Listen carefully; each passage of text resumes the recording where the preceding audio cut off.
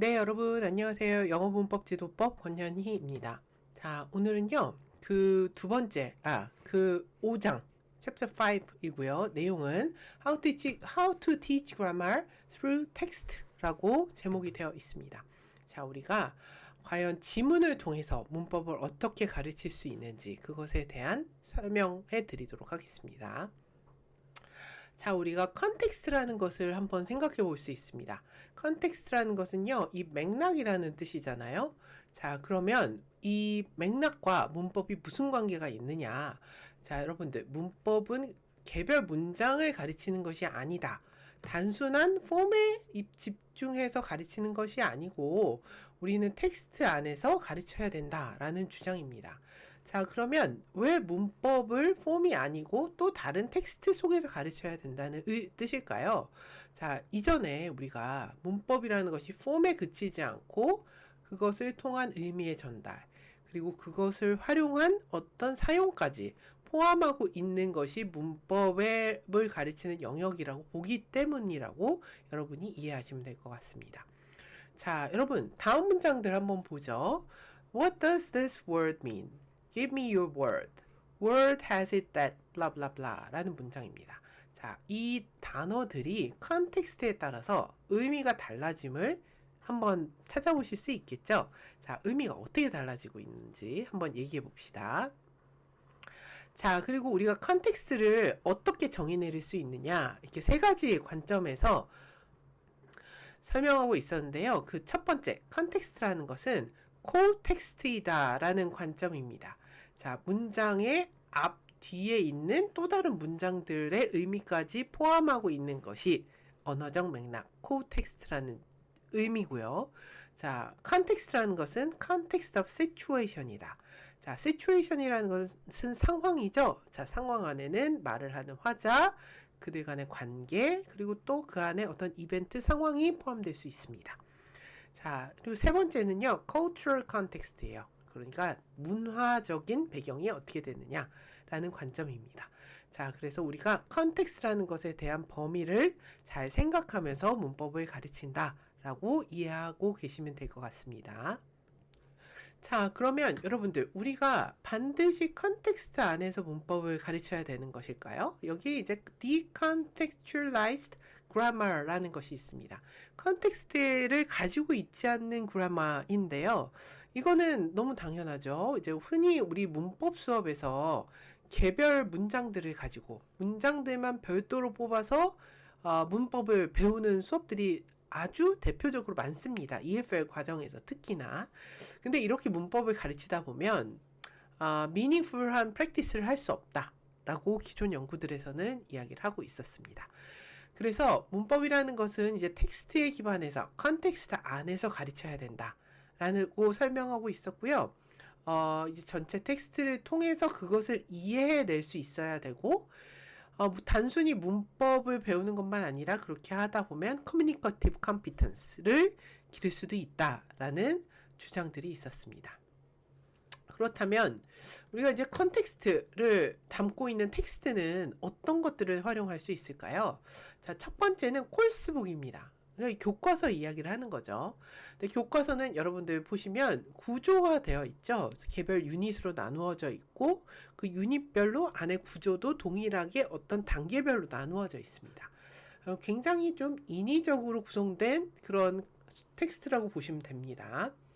자, 그 다음에 authentic 텍스트라는 것이 있습니다. 여러분들 이 authentic 텍스트라는 것은요, 네이티브 스피커를 위해서 활용이 된, 쓰여진 텍스트를 이야기를 합니다. 그래서 실제로 네이티브 스피커들이 보는 신문 기사, 뭐 실제 대화 내용 이런 것들을 얘기를 하는데 오센티시티가 높죠. 근데 그렇지만 학생들이 이해하기에 난이도가 높을 수 있습니다. 난이도가 높다 보면 학생들이 동기가 좀 저하될 수 있다. 그런 걱정이 생길 수도 있겠죠. 자, 그 다음에 세 번째는 teacher's text입니다. teacher's text라는 것은 교사가 수업에서 말하는 이야기, 말하는 것들을 이야기를 하고요. teacher talk라고 보시면 될 것 같고, 이거는 얼마든지 교수자가 학생들의 그 수준에 맞추어서 조절이 가능하죠. 자, 네 번째는 student 텍스트입니다.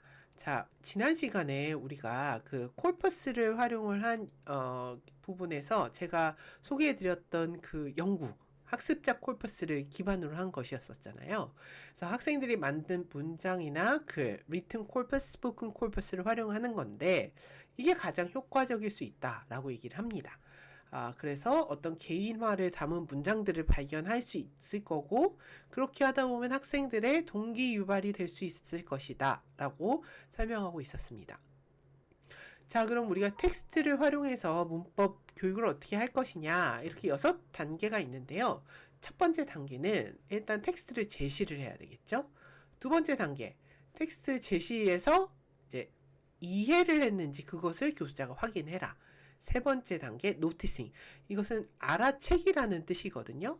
자, 누가 무엇을 알아채야 될까요? 학습자들이 이 텍스트를 읽어가면서 이해를 통해서 문법 요소들, 우리가 이것들을 배워야 하나? 이것들을 알아채게끔 해야 된다는 거죠, 교수자가.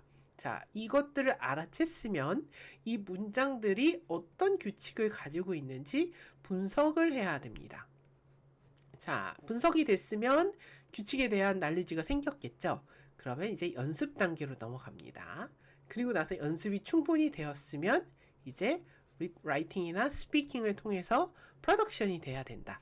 자, 이런 식으로 문법의 텍스트를 활용할 경우 이렇게 흘러간다 라고 이해해 주시면 될 것 같고요. 교수자의 역할은 다음과 같습니다. 우리는 텍스트를 어떤 것을 활용할지 골라야 되고요. 그 안에서 의미와 형태를 어떻게 연결시킬지도 확인해 봐야 되고, 학습자들이 노티싱을 못하는 경우도 있습니다. 프로피션시 레벨에 따라서 어려워하는 경우에는 이것들을 좀 도와주는 역할 우리가 해야 되고요. 그리고 그런 것들을 위해서 우리가 스캐폴딩을 해줘야 된다라고 설명하고 있었습니다. 네. 장점과 단점 무엇이 있을까요? 자, 그 텍스트 안에 오센틱 랭귀지를 우리가 활용을 할 수가 있겠죠. 그래서 실제 언어의 사용 반영이 높아질 수 있다. 그리고 단순히 폼만 배우는 것이 아니라 의미 중심 학습도 될 수가 있고, 그러다 보면 학생들이 스스로 노티싱하고 분석하고 연습하고 프로덕션을 하다 보면 기억력이 지속될 수 있다. 더 오래 남을 수 있다. 라고 설명하고 있었고요. Communicative Competence, 의사소통 능력 향상 가능하다 라고 설명되고 있었습니다. 물론 단점도 있죠. 첫 번째 단점은 우리가 텍스트를 골라내야 되기 때문에 그게 좀 어려울 수 있고요. 거기에 따른 시간이 소요가 되겠죠, 당연히. 그리고 초급자들 어려워할 수 있다. 앞서서 말씀드렸죠. 그리고 우리가 찾은 텍스트에 우리가 가르치려는 문법이 덜 명확할 수 있다. 그런 단점도 있음을 여러분들 알고 계시면 좋을 것 같습니다. 자, 그러면 샘플 레슨 2 한번 보겠습니다. 제목이 이렇습니다. Using an authentic text to teach the passive. 자, 수동태 가르치는 건데요. authentic text를 통해서 가르치는 거예요. 그래서 그것을 통해서 form, meaning, use를 한꺼번에 이 세 가지를 교수자가 가르치도록 유도를 해야 됩니다. 자, 다음과 같은 신문 기사를 썼대요. 그래서 dog attack라는 이런 신문 기사였고, 여러분 한번 읽어보시기 바랍니다. 자, authentic text겠죠? 자, 첫 번째는요, 우리가 pre-reading 단계가 있습니다. reading의 pre-reading으로 배경 활성화, 그러니까 학생들의 background knowledge를 activation 시켜줘야 됩니다. 그렇게 위해서는 첫 번째는 지문을 먼저 보여주지 않고 제목을 먼저 보여줍니다. 그리고 나서 학생들에게, 자, 얘들아, dog attack라는 지문을 선생님이 가지고 왔어. 어떤 단어들을 우리가 이 안에서 찾을 수 있을까? 브레인스토밍 한번 해보는 거죠. 그래서 배경 지식을 활성화하고 어휘를 여기서 학생들이 말하는 언어들을 쭉 한번 적어볼 수 있겠죠. 교수자가 쭉쭉쭉쭉 리스트업 한번 해볼 수 있습니다. 자, 그 다음에 컴프레hen션 단계로 넘어갑니다. 텍스트를 읽어가면서 학생들한테 제대로 이해했는지 계속 체크를 하는 겁니다. 자, 문법 전에 의미 이해하기, 미닝에 대한 포커스가 되는 거죠. 자, 그 다음에 노티싱으로 넘어갑니다. 자, 그래서 능동태와 수동태를 비교하게끔 하고 이제 여기서 attacked, she was attacked by 라는 이런 문장 구조들 활용할 수 있고요. 자, 이제 이런 문장 구조를 학생들이 이제 학습하고 주어가 이렇게 바뀌는구나. her이 여기서 수동태 문장에서 she로 바뀌게 되고 이런 by 같은 게 쓰이고 비동사가 들어가는구나. 이런 것들을 노티싱 하게끔 해줍니다. 자, 이제 규칙 발견하는 analysis로 넘어갑니다. 그래서 왜 이것을 사용하는 이유를 도출하게끔 하는데요. 어떤 경우를 패시브 보이스를 쓰느냐. 행위자보다 이제 대상이 중요할 때, 그 다음에 행위자가 불명확할 때, 그리고 우리가 그 안에서 by 플러스 목적격을 쓴다. 이런 것들을 알려줘야 되겠죠. 발견하게끔 해줘야 되겠죠. 자, 그 다음에 reconstruction으로 넘어갑니다. 학생들한테 자, 너네 이제 다 이해했지? 텍스트 한번 덮어보고 무엇을 이 내용에서 우리가 배웠었는지, 어떤 내용이었었는지 한번 생각해보자. 자기가 기억하고 있는 것을 바탕으로 재작성하게 하고요. 의미와 미닝을 여기서 함께 배우는 거가 되고, 그 다음에 기억력 강화가 일어날 수 있다고 보시면 됩니다. 자, 6번째 단계는 프로덕션입니다. 그래서 개인의 경험 이야기를 작성하거나 말하기 활동을 시키게 하고요. 그리고 이것들을 통해서 수동태를 실제 사용하는 것을 교수자가 학습자들한테 시킬 수 있습니다. 자, 이런 수업의 형태를 보시면요. 여러분들 의미를 먼저 학습하고 형태로 넘어가는 그런 과정으로 우리가 이해를 해주시면 되고요. 이런 텍스트를 활용하는 것, 그리고 일부 예문은 애매하거나 예외가 존재하는 부분, 이런 부분에서는 이제 교사가 보완해줘야 됩니다. 보충 설명이 필요할 수밖에 없겠죠. 이 팩터는 관점에서 장점은 이제 오센틱 랭귀지를 쓸 수 있고 인풋이 충분히 제공될 수 있고, 그 다음에 오히려 실제 텍스트 분석 활동을 통해서 학습자들의 동기 유발이 가능하다라고 설명하고 있었습니다. 단점은 텍스트 선택이 어렵고, 그리고 난이도 조절이 필요하고, 교수자가 준비 시간이 길어질 수밖에 없다라고 설명하고 있었고요. 자, 적합한 학습자들, 어느 정도의 능숙한 프로페셔널 레벨이 높은 학습자들이 되겠죠. 부적합한 학습자들, 초급 학습자들은 어려울 수 있습니다. 그래서 이런 오센틱 텍스트를 좀 단순화시켜서 학습자 그 프로피션시 레벨을 맞추는 작업이 교수자가 해줘야 되는 경우도 많이 있을 수 있습니다.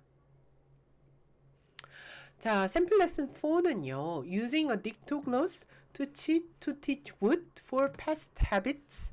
그 upper intermediate 수업이라고 보시면 되겠습니다. 자, 여러분들 여기서 dictoglass라는 어떤 이런 어프로치가 쓰였는데요. 이 안에서도 폼과 미닝과 그것의 use를 활용할 수 있다라고 문법의 관점을 가져가고 있습니다. 자, 먼저 딕토글로스라는 것이 무엇이냐면요. 교수자가 짧은 글을 학생들한테 읽어줍니다. 그러면 학생들이 들은 내용을 메모하고요. 그 다음에 짝 또는 그룹 활동을 해서 문법적으로 올바른 문장을 재구성하는 이런 단계까지. 그러니까 첫 번째 교사가 읽어주고, 두 번째 학생이 키워드 받아쓰고, 세 번째 짝 또는 그룹 활동하고, 그 다음에 그 문장을 재구성하는 이렇게 4단계로 구성이 되어 있다고 보시면 됩니다. 네, 여러분들 딕테이션하고 비슷한 활동이라고 보시면 되는데요. 우리가 이것은 딕토글로스는 focus on form에 해당하는 그런 문법을 가르치는 방법론이라고 보시면 됩니다. 여러분들 제가 요번 주차에 additional 링크로 focus on form에 대한 설명을 해둔 것이 있습니다. 그거 한번 보시면 조금 더 이해가 되실 텐데요. 이 방법은 학습자들이 과제를 진행하면서 언어를 생산하는 과정에서 자신의 언어적 추측을 검증하게 되고, 그러니까 왜냐하면 여기에 이제 키워드들을 활용해서 문장을 써보는 것이고, 그것이 맞는지 틀리는지 확인하는 과정이잖아요. 그래서 이 과정을 통해서 더 많은 언어 지식을 얻을 수 있다. 그리고 텍스트의 재구성을 통해서 form, meaning, use를 학습할 수 있다 라고 설명하고 있었습니다. 자, 첫 번째는 일단 교사가 읽어주는 것으로 학생들은 듣는 활동을 시작을 합니다. 인풋을 제공해 주는 거죠. 교사가 읽어주기도 하고 오디오 파일 내용을 들려줄 수도 있겠죠. 자, 2단계에서 학생들은 첫 단계에서는 듣기만 합니다. 그래서 리스닝이고요. 두 번째는 read and reconstruction입니다. 받아쓰기, 딕테이션 비슷하게 하는 건데요. 모든 문장들을 다 받아쓰는 게 아니고요. 기억나는 내용, 키워드 위주로 기록을 하게 하고요. 자, 소그룹으로 모여서 텍스트를 reconstruction, 재구성하게끔 합니다. 그래서 2단계에서는 교사의 역할은 무엇이냐? 학생들이 모르겠는 단어들, 이런 것들만 간단하게 도와줍니다. 내용 구성에는 크게 개입하지 않습니다. 자, 3단계로 넘어가면요. 공동의 텍스트를 작성을 하는 거예요. 그래서 학생들이 짝 활동이나 그룹 활동을 통해서 적은 내용을 한번 확인해 보고 서로 문단을 구성해내는 거고 서로 키워드들 비교해 가면서요. 네 번째는 이제 비교 및 노티싱입니다. 이제 알아채기를 여기서 해야 되는데요. 원문과 재구성된 내용을 비교를 하고 어떤 문법의 차이가 있는지 그것을 발견하고 문법적 설명이 필요한 경우에는 교사가 그것을 최소한으로 하게끔 합니다. 자, 마지막 단계 프로덕션입니다. 자, 여기서 이제 문법에 대해서 배웠으니까 학생들이 그것을 가지고 문법을 활용을 한 글을 쓰거나 말하기 활동을 하게끔 하는 것이 되겠죠. 자, 중요한 것은요. 여러분들 기억해 두셔야 될 게 노티싱이에요. 자, 학습자 스스로 내가 구성한 문장과 원문을 비교하고 분석하게 되는 것. 그것이 이제 노티싱과 애널리시스 단계겠죠. 그래서 폼에 대한 자연스러운 집중이 유도가 될 수 있다라고 설명하고 있었고요.